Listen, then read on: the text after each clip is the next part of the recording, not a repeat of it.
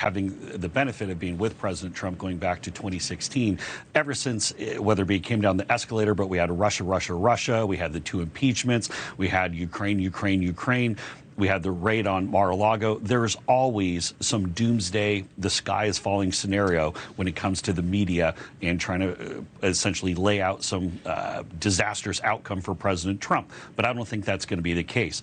If you look at the polling, it's very clear that a plurality of Americans think that there is some politicization when it comes to our justice system, and especially in the Republican primary, people are seeing it and saying, wait a minute, this is clearly the witch hunt. What their Alvin Bragg is doing, what Jack Smith is doing, what Fani Willis, they weren't able to stop him any other way, so now they're coming out trying to do it from some legal method, and ultimately, I think the public is rejecting it. That's why President Trump is in great position, not just for the primary, but even new polling out today showing that he's beating Joe Biden. You know, there was reporting that Mike Pence was sort of collegial with the special counsel in that grand jury. Does this change how Donald Trump views him at all? Because he's the one person, really, that the former president has yet to go after, his former vice president.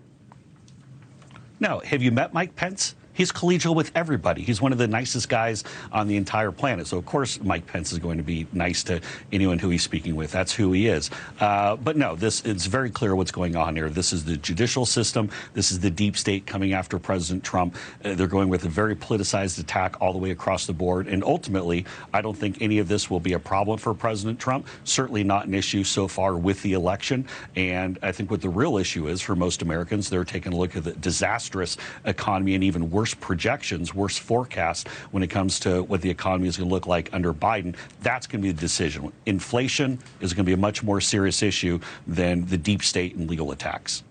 On to the strategy, Jason. The debates. There's been a lot of talk here in the recent days about what Donald Trump may or may not do. Can you outline for us what Donald Trump plans on doing when it comes to the debates? Will he participate all of them, in all of them? And will there be any sort of stipulations if he attends them, like loyalty oaths? Well, the great thing about President Trump is you kind of always know where he stands, because he usually will put it on social media. And I would take him at face value with regard to his comments on the first debate as well as the second debate. I do think that he has concerns when you look at the debates overall that it would be silly for him, maybe even foolish, to get on the stage with people who are trailing him by 30, 40, in some cases 50 points, that there's just not no reason to go and do that. So there's that. There are some other issues. Obviously, he's raised with concerns about the Washington Post and their involvement with the Reagan Library, some other things like that. But as with all things with President Trump, until you hear directly from his mouth for what he says that he's going to do with regard to whether the first, second, or any subsequent debates, I'm going to leave that up to him. Jason, hey, it's Steyer, Walt. Okay, so you've gotten to see Donald Trump run as an outsider. You've gotten to see him run as an incumbent. But now there's a little bit of a platypus problem. He's sort of a little of both. I watched him go down and grip and grin with Lindsey Graham and McMaster down in South Carolina taking those endorsements. I watched the head of the Republican Senatorial Committee endorse the president. So you have sort of this Republican establishment getting in line for Trump as if he was an incumbent. But he doesn't have the other advantages of incumbency. He's got the mainstream GOP consultants and stuff like that, but he doesn't have the full backing.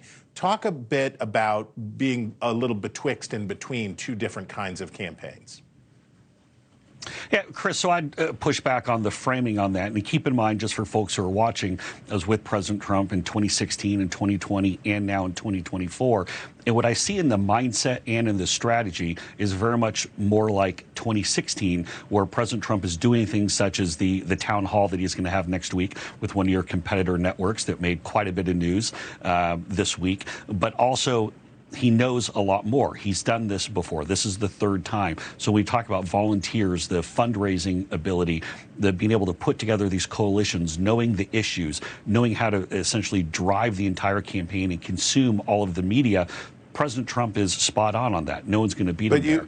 And I also don't think to answer your point though a little bit more directly, I don't think anyone's ever going to say that President Trump is anything other than the one who the swamp in the deep state fear most. Ron DeSantis, I think, made a critical error in this race. And by cozying up to a number of these big corporate globalist donors and trying to be all things to all people, that's why you see DeSantis being split apart. He's losing donors. He's losing conservative activists.